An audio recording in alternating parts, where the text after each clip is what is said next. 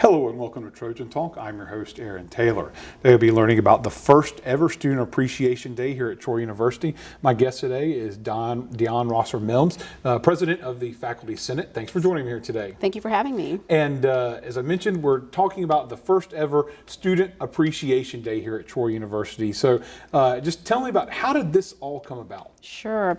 Well, this is my first year serving as President of the Faculty Senate, and of course I began thinking about different activities and things that I'd like to do as the president. And one of the things that I thought of is let's establish a day or identify ways in which we can appreciate our students. I did some surveying of other institutions and what they are doing, and so I kind of got some ideas from other institutions.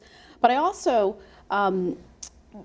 got the idea of reflecting on my experiences working with my students and other colleagues, and we over and over again, I began hearing, gosh, we need to do more to demonstrate our appreciation. So this is our effort to do so.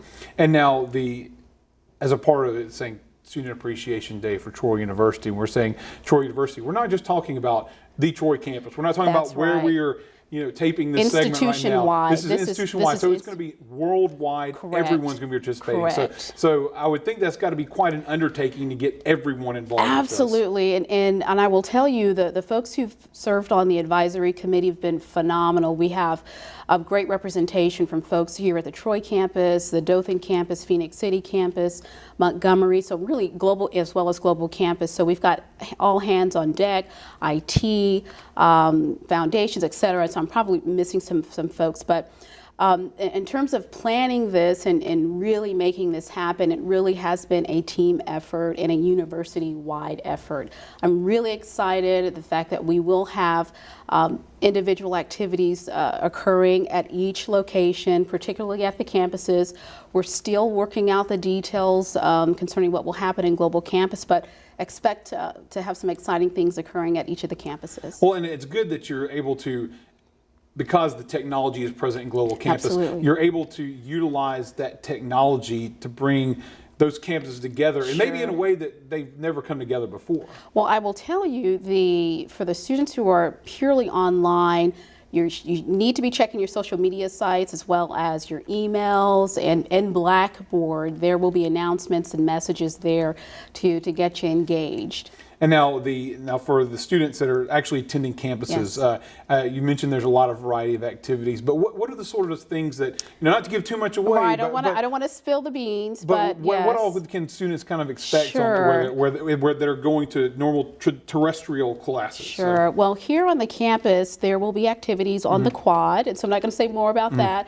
I will share, I know in Dothan we've gotten approval to offer pizza as well as Phoenix City, so we're going to be sharing some food with students. And then also, this is an opportunity for teachers, the professors, to be creative in their classes and how they will demonstrate their appreciation. So, for example, a faculty member could choose to let their students out about 5 minutes early. Won't say, that's an idea. And then, online, I typically teach online, and so I've begun thinking about ways that I can show to my students, how I appreciate them. And so I thought of,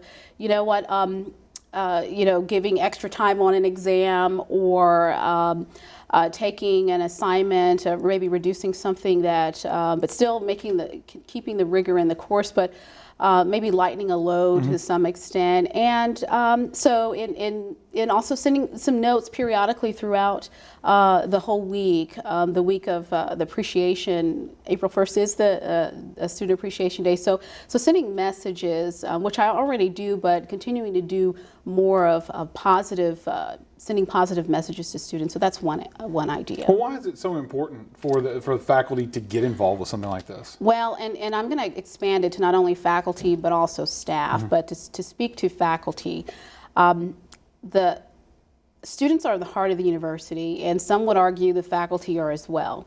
We would not be here as faculty if we did not have students.